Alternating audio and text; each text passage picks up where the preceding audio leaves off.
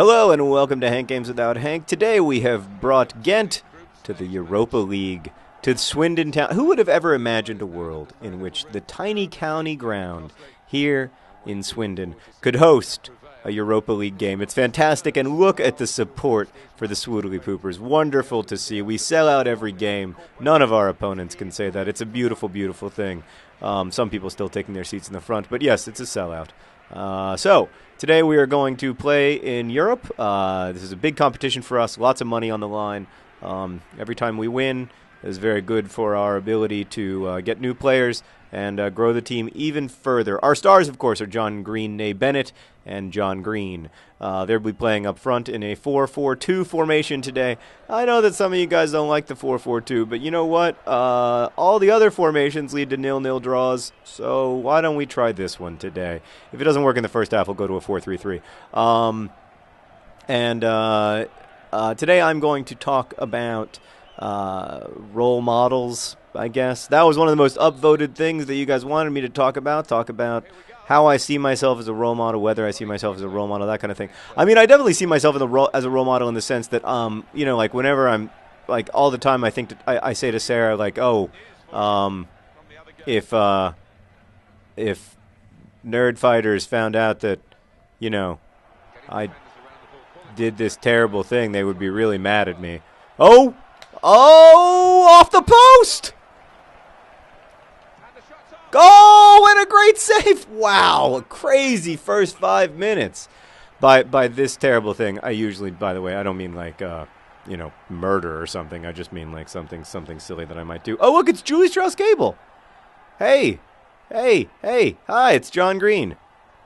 Hi, John Green. How are you? I'm good. You sound weird. Oh, I'm recording Swoodly Poopers videos. Hello. Do you want to just make this episode not about role models, but instead about my relationship, my editorial relationship with my publisher, Julie Strauss-Gable? What? Sure. Am I not one of your role models? No, it was about how I'm a role model, dummy. Oh, so it's fiction?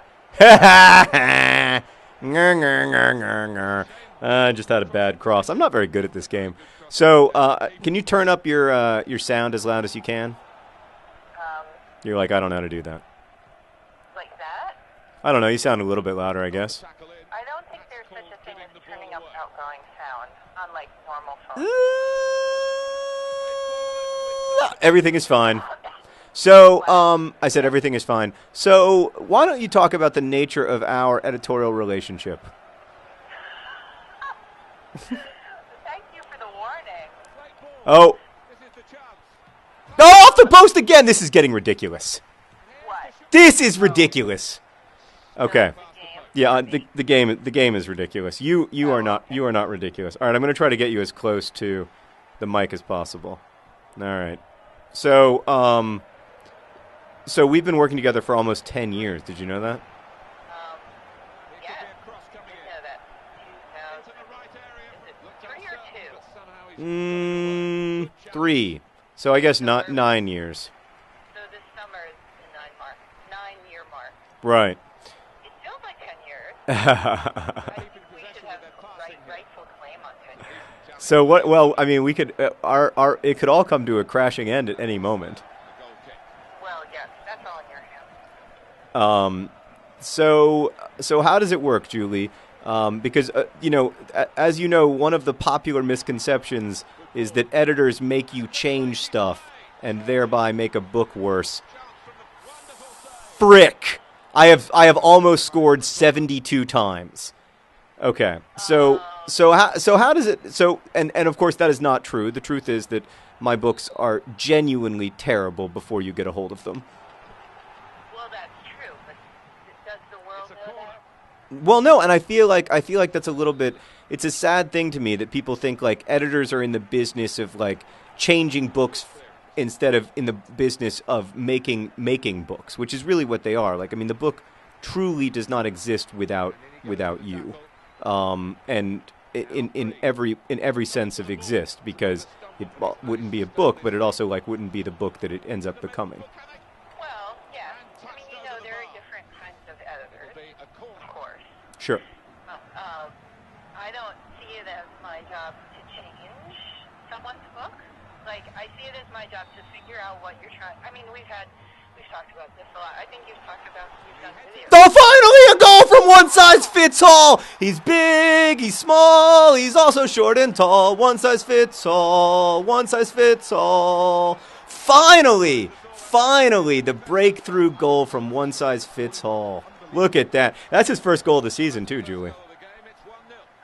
Really? It is. That's not a good record. How long has the season been? It's only like 7 games. He's also a center back, so he doesn't score that much because he's a defender. Speaking of which, I need to go into defensive mode. Okay. So, go on. But my job is to figure out what you're actually trying to say. Right. Exactly. And then we figure out between ourselves, and then we figure out what is not coming through. Right. And then we have a lot of conversations in varying forms. And then we move closer and closer to that. So I don't think the vision ever changes. It's never not your book. It's just a matter of communicating what is in your head is the book, and then what's on the paper is your book. Right. Yeah, I mean, it seems to me and that like also making it better. Right. The biggest job of writing, it seems to me, is the job of taking this idea in your head and making it exist in print, so that it can live in other people's heads. But that turns out to be really complicated, because you can never quite know if you're accomplishing that goal, right? Like, you can never quite know if the thing that, if the words that you're using are working in that way. And like that to me is what you're uniquely good at, is like, that's why I could never work with a different editor, is that we've been doing that together for so long. It's almost like we have like a language between each other that like can't be like, and also you have to have a voice you really trust, right? Because it's someone telling you like, this thing that you're trying to do isn't working. And here are some thoughts about, how other strategies for maybe making it work.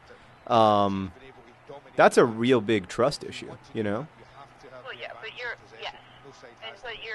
you are very uniquely good in having that dialogue and having it truly be a dialogue. I mean, and some of that, I guess, is because you trust me.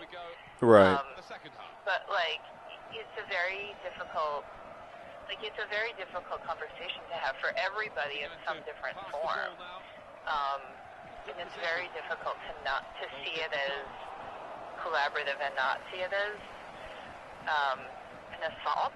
And I think if you struggle with sort of letting it be a dialogue and you just sort of seeing it as a challenge, then that is very difficult for people to work through. Well, I will say that like it is always a bit of an assault. Like, particularly, I mean, your editorial letters are famous for this, not among my friends who also publish with you. About not being nice.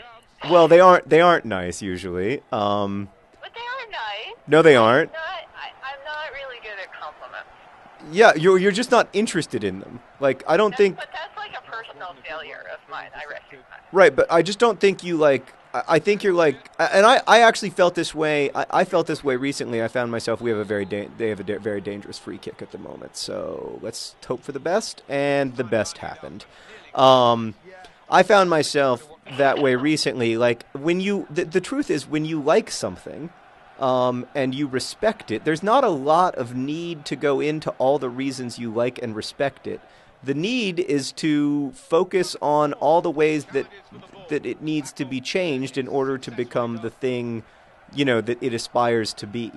And that, like, I don't know. I kind of don't see anything wrong with that. That said, when I get an editorial letter from you, there is always a couple days of mourning, or it's mostly feeling like I can't do the things that you've asked me to do. Like, it's mostly, you're reading this 15-page letter that's incredibly detailed, and I'm just thinking, like, there's a lot of stuff here that I agree, like, that would be great to do, but I'm not a talented enough writer to do those things, and it's kind of mean of you to point out my lack of talent. But then you know, like the process starts, and you start with the actual revision, and it gets a little easier. But I definitely at first I feel a little bit like, oh God, you know, what am I gonna do? Really? Yeah, I always feel like I can't do it. I mean, particularly with even with The Fault in Our Stars. I mean, in some ways, particularly with The Fault in Our Stars, because I felt like I'd poured myself into that, not into that first draft, and I knew that. I mean, I knew the ending was terrible, like obviously, but I mean, I'd poured myself into that draft, and then you get this, you know, this letter, and it's not just like fix the ending. It's big, big things, you know, metaphor things and life things and characters, and it's, you know, it's just a lot. It's a lot to have to face. True. No? But I don't know. I mean, yeah. But I feel like, you know, I would hate to not, you know, I have to keep you busy. Yeah. I understand. I want you to keep me busy. Yeah, but it's, you know, yeah, I'm a little bad at the praise sandwich. That's a problem. Is that the is that what editors call it, the praise sandwich? That's what an editorial letter is technically supposed to be, the praise sandwich. So, like, you have a paragraph of how wonderful it is and all the things that are strong and great about it and all the things you like about it, and then you have, like, the meat in the middle, which is all about the things that need to be done, and then you make sure you end by saying how great it is all over again. And, like, in my mind, like, I bought it, I'm committing my life to it, like, I clearly believe in you, and I sometimes forget, like, I have, like, it's like a bad personal thing. Like, I feel like when I stop, I'm like, this is so great. Like, right. It feels fake, even though it's not fake at all. Right. Like, I also am super bad at it with you, because you clearly know that I believe in your work, so it's not. But it doesn't, I mean, I don't know that. I'm and I think in my supportful praise of how wonderful your work is. It bores you. It doesn't bore me, and if you want to tell me anytime how great it is, that would be fine. I do remember after, like, at some point in writing The Fault in Our Stars, I felt so insecure about that book, you know, and like so scared, and you know, I felt like people weren't. That's got to be a foul. I hope either John Green gets up, or I'm going to be very cranky. I have great news, Julie. We won, and our opponents are smelling their pits in shame. That was an interesting conversation. Would you like to continue it at another episode of Hank Games Without Hank? Sure. All right. For now, friends, best wishes.